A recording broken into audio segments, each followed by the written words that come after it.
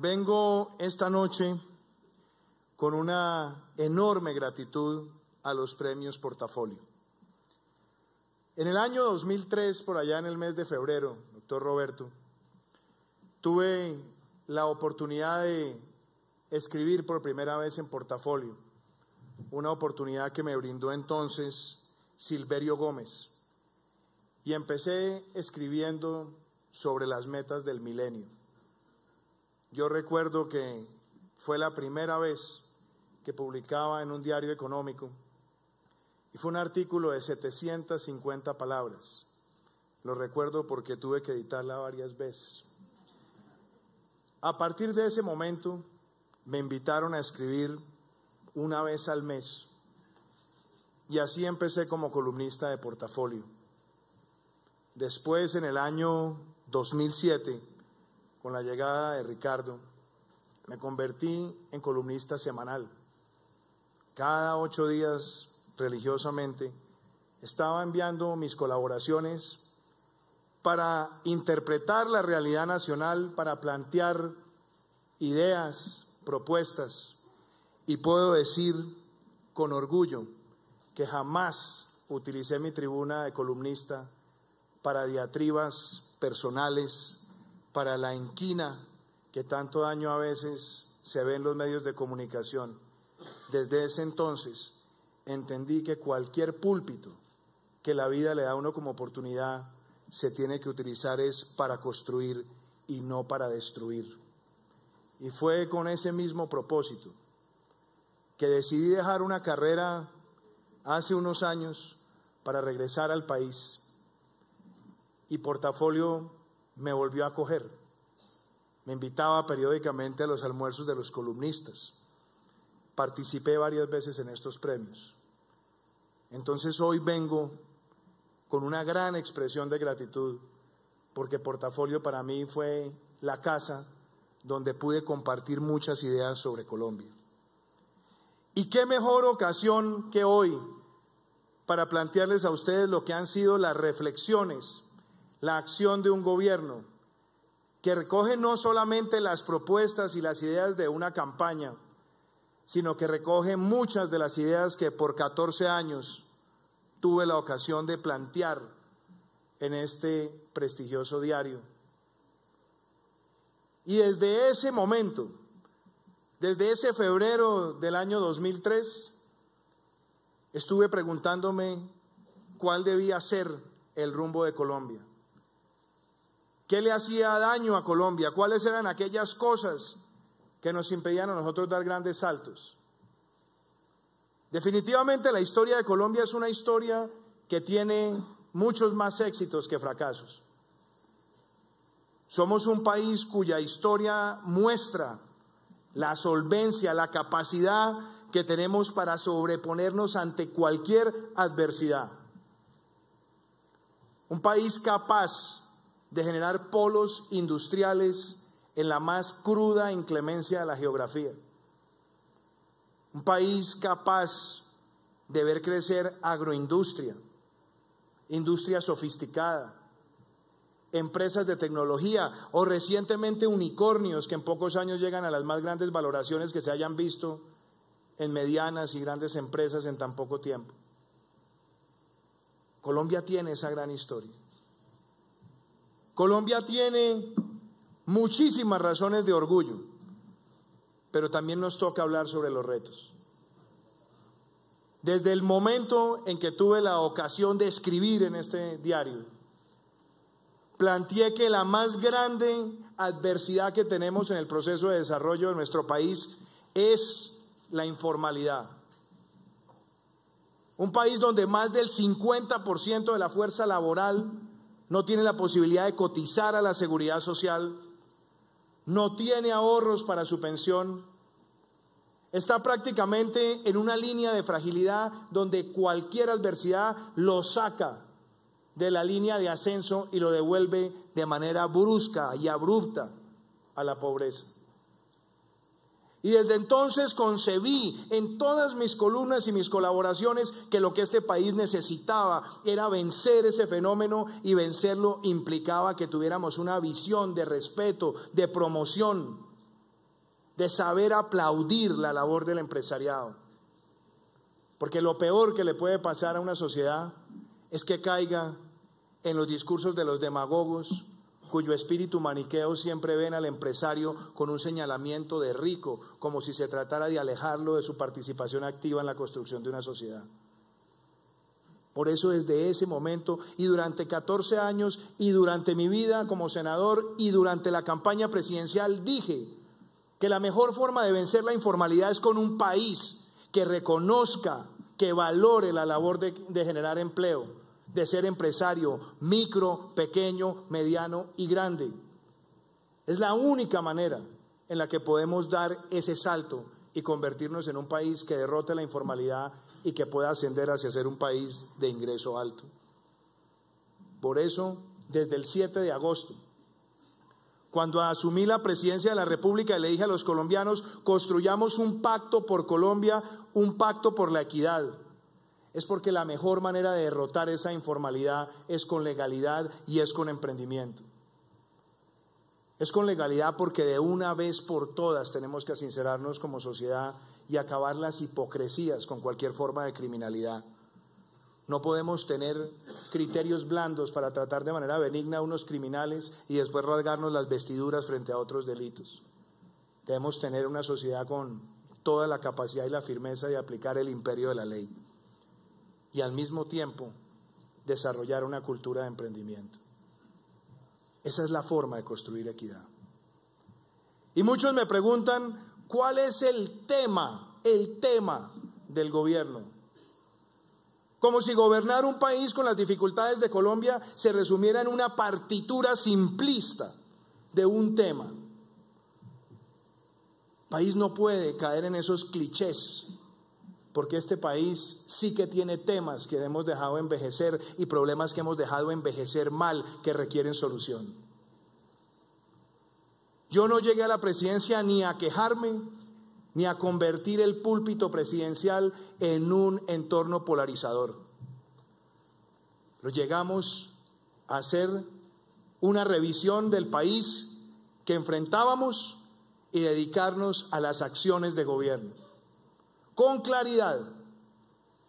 Y entonces, a los que reclaman un tema, simplemente quiero contarles que en ese un tema teníamos un país donde la gran mayoría de los proyectos de infraestructura 4G estaban paralizados por causas litigiosas o por falta de acción operacional del Estado.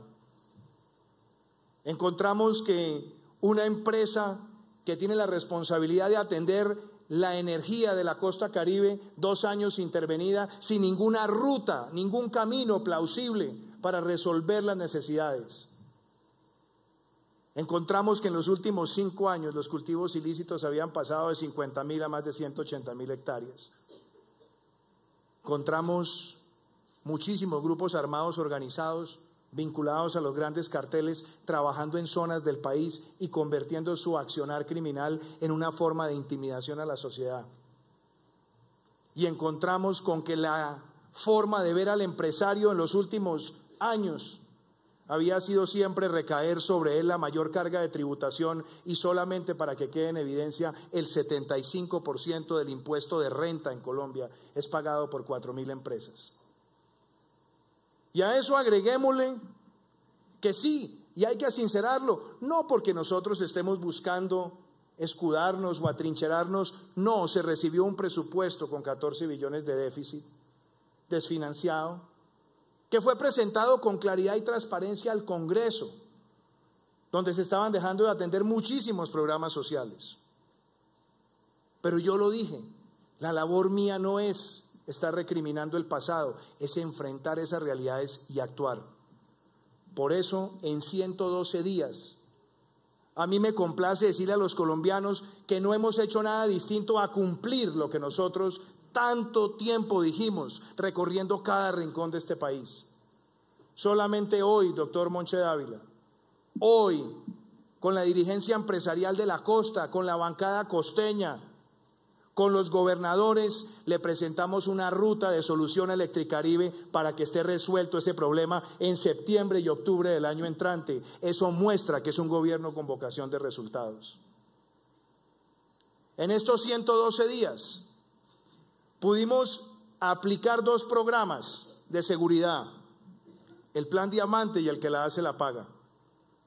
10.000 judicializaciones, 5.000 parques recuperados, 7.000 entornos urbanos, más de 17 cabecillas de los más tenebrosos grupos armados llevados a la justicia.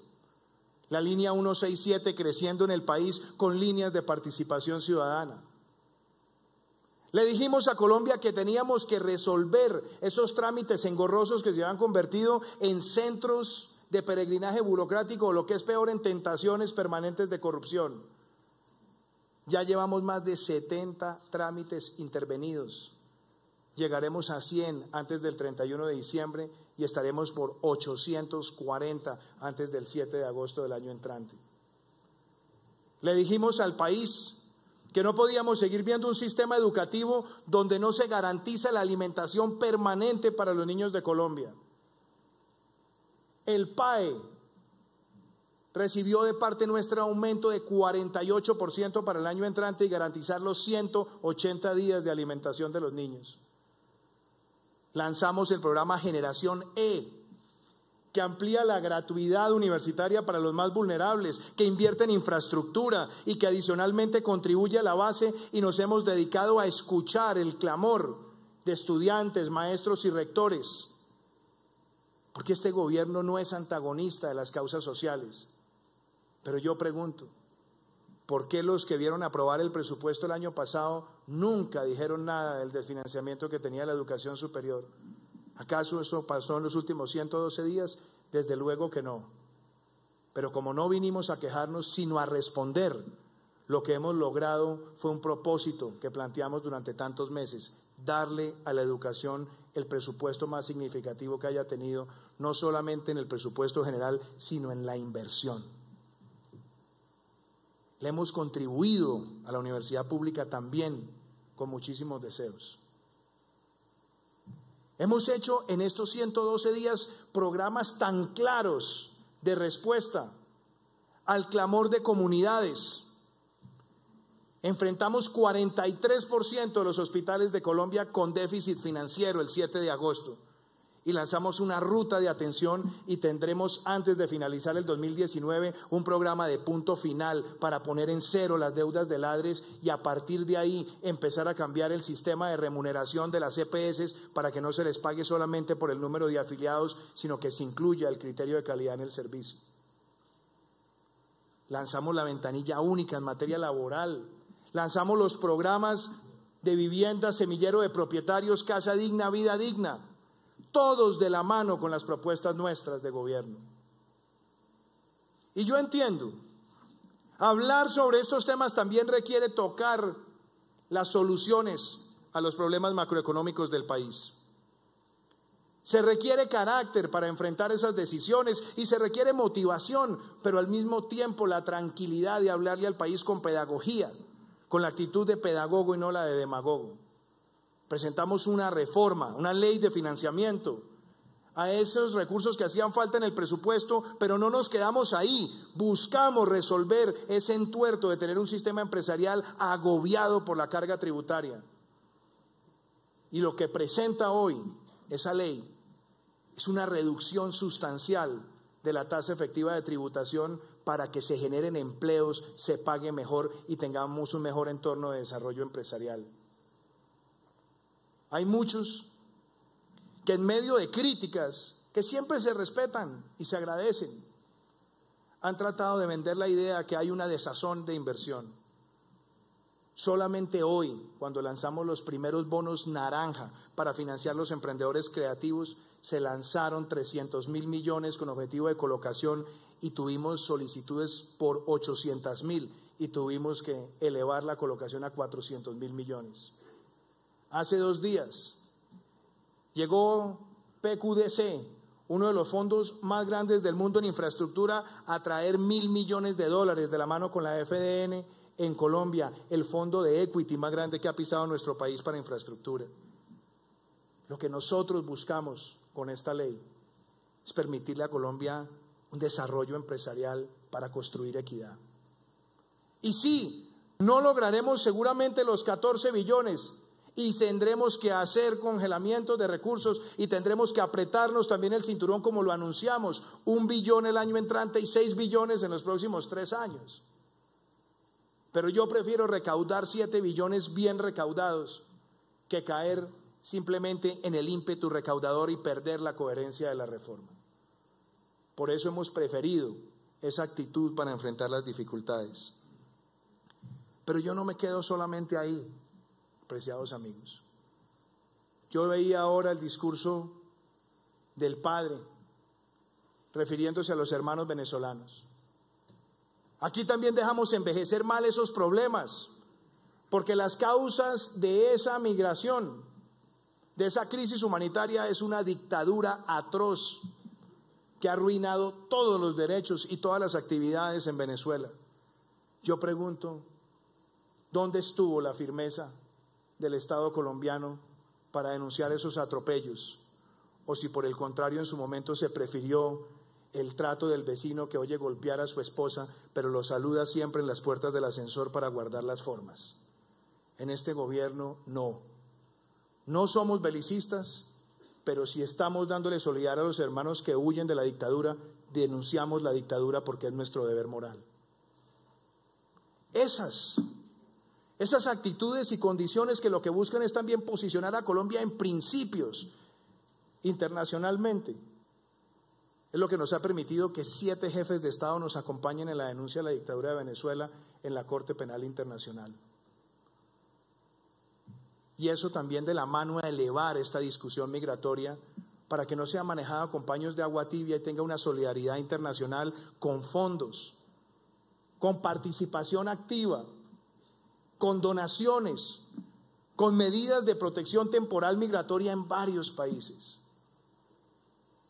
De manera que cuando a mí me preguntan cuál es el tema, aquí lo que nosotros estamos es, como diría el general Reyes, más gerencia y menos política.